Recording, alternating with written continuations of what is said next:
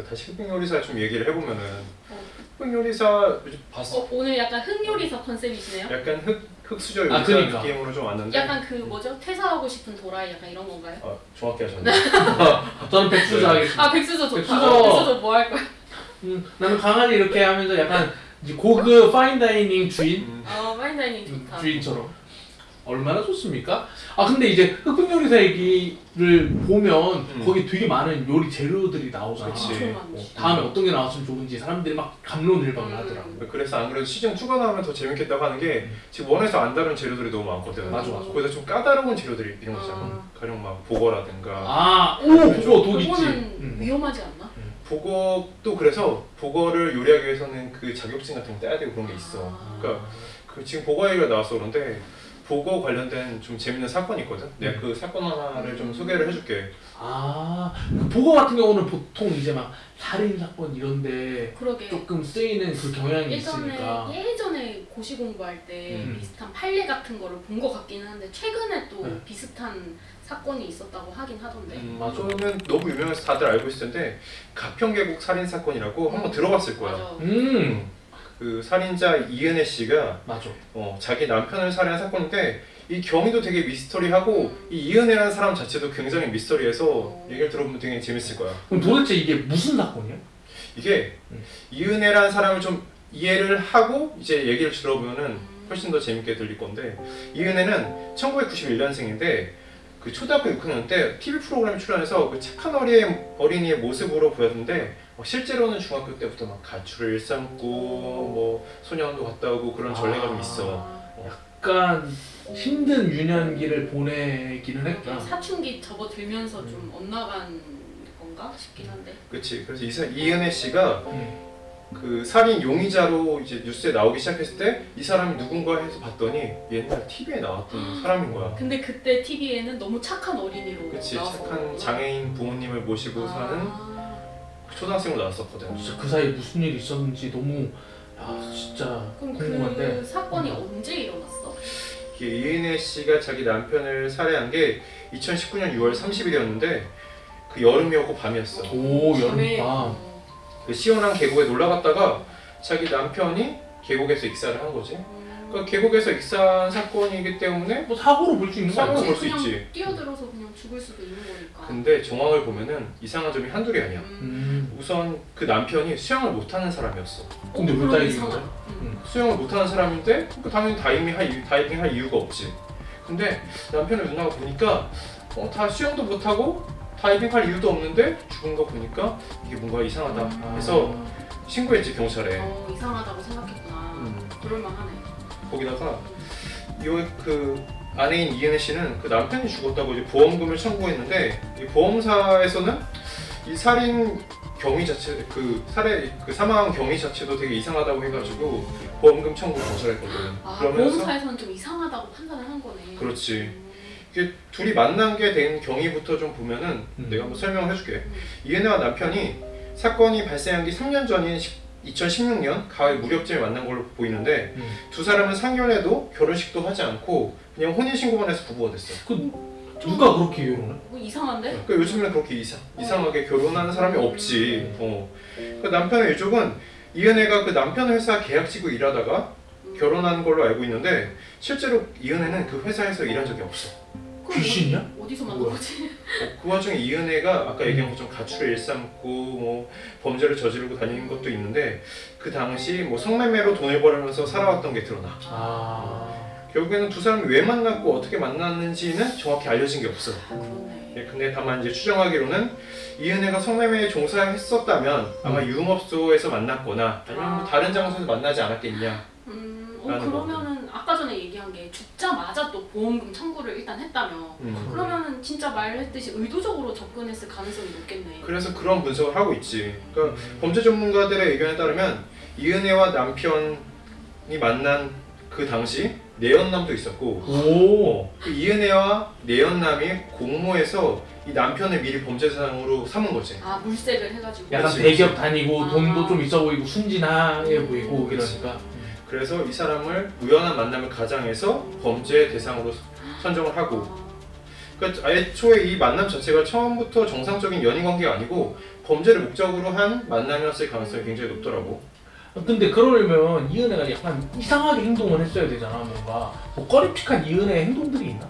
그래서 보험사에서 일단은 좀 확인해 본 게 이은혜가 남편이 죽었어. 남편이 죽었는데 응급실을 가보니까 만취해 있는 거야. 아 이은혜가 만취해 있었다. 그 사건 당일날 응급실에서 만취해 있었고 심지어 장례식장에서 오지도 않았어.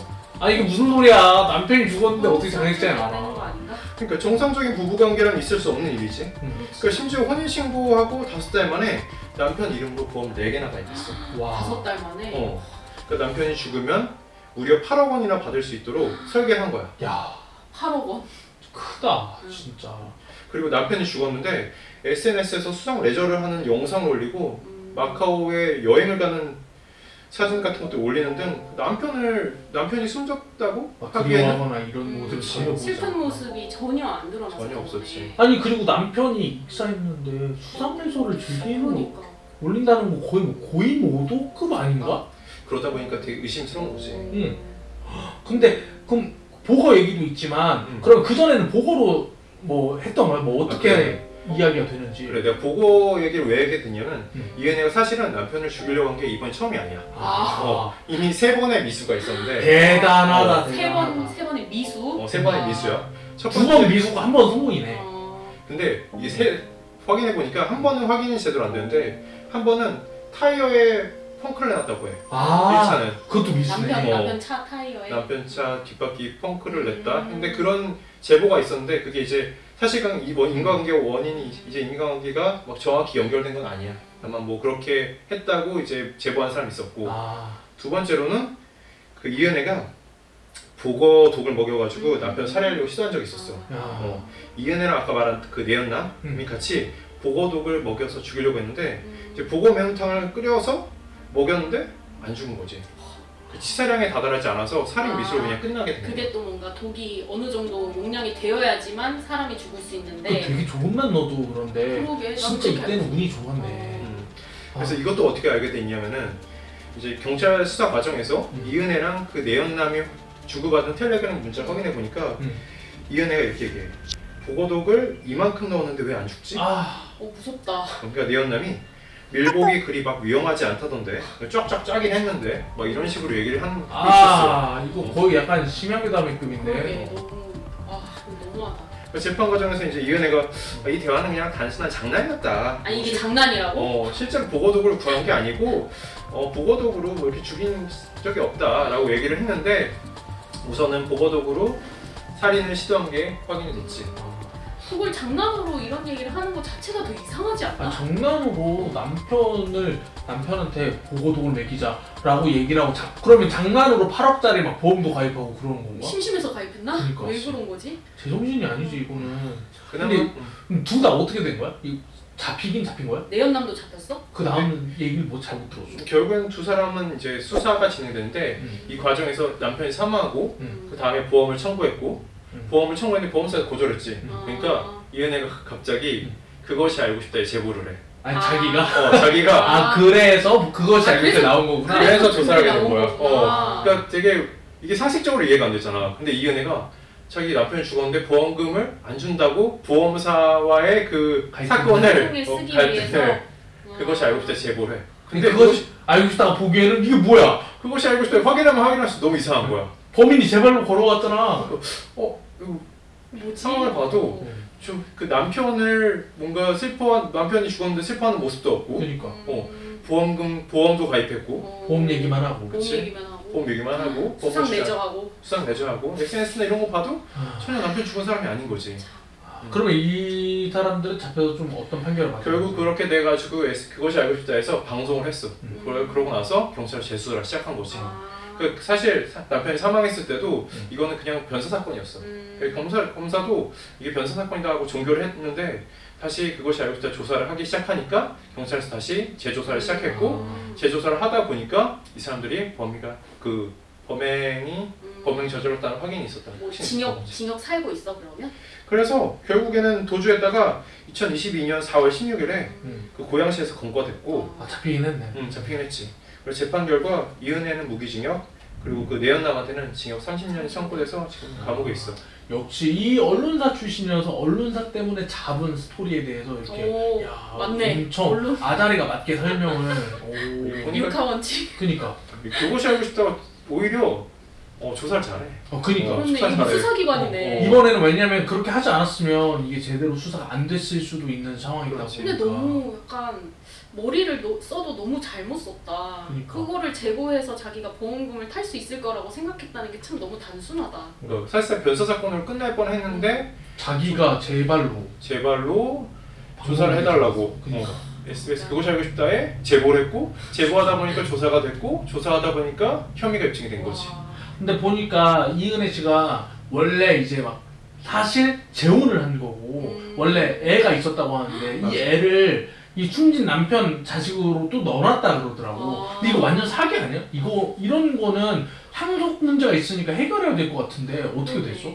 그렇지. 그래서 지금 이 변사 사건으로 처리된 것도 얘기하는 게 그 이은혜가 그 전에 만났던 남자가 둘이 있었는데 둘 다 죽었거든. 그러니까 뭐 한 명은 뭐 교통사고로 사망했고 두 번째 남자는 파타야에서 태국 파타야에서 스노클링 하다가 사망을 했어. 똑같이 수상레저 하다가. 수상레저 하다가 사망했지.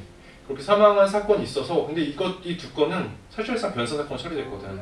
사고사로 처리됐는데 그런데 이제 이은혜가 첫 번째 남자랑 만나서 낳은 아기가 있었고 그 아기를 이번에 죽은 남편의 자식으로 입양을 신청했었거든. 원래 그냥 했었다는 거지. 근데 몰래도 아니고 남편이 실제로 가서 입양을 그러니까 신청한 거야. 그게 하려면은 아마 자기 밑으로 들어가려면 뭔가 있어야 될 거거든. 그치. 의사표시가 있어야 될 거거든. 그렇지. 그래서 그 남편은 그 애가 딸인데 딸을 입양 신청할 때 한번 보고 이번에 결국 입양 신청하면서 한번 봤다고 하더라고.